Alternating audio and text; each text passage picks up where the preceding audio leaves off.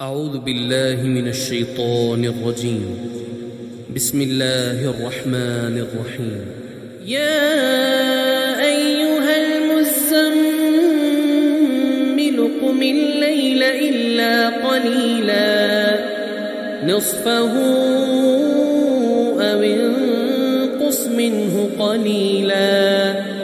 أو زد عليه ورتل القرآن ترتيلا إنا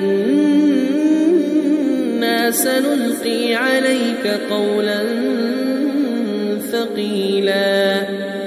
إن ناشئة الليل هي أشد وطئا وأقوم قيلا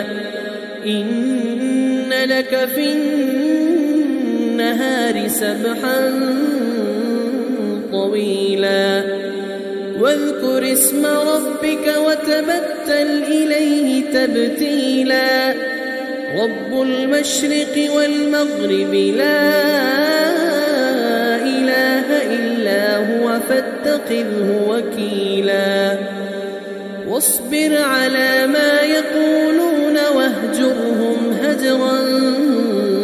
جميلا وذرني والمكذبين أولي النعمة ومهلهم قليلا إن لدينا أنكالا وجحيما وطعاما ذا غصة وعذابا أليما يوم ترجف الأرض والجبال وكانت الجبال كثيبا مهيلا إنا أرسلنا إليكم رسولا شاهدا عليكم كما أرسلنا إلى فرعون رسولا فعصى فرعون الرسول فأخذناه أخذا وبيلا فكيف تتقون إن كفرتم يوما يجعل الولدان شيبا السماء منفطر به كان وعده مفعولا إن هذه تذكرة فمن شاء اتخذ إلى ربه سبيلا إن ربك يعلم أنك تقوم أدنى من ثلثي الليل ونصفه وثلثه وطائفة من الذين معك والله يقدر الليل والنهار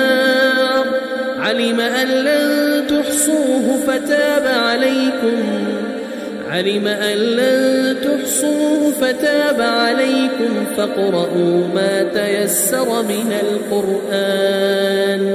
علم أن سيكون منكم مرضى وآخرون يضربون في الأرض يبتغون من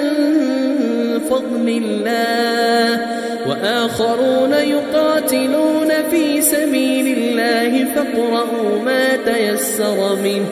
وأقيموا الصلاة وآتوا الزكاة وأقرضوا الله قرضا حسنا وما تقدموا لأنفسكم من خير تجدوه عند الله هو خيرا وأعظم أجرا واستغفروا الله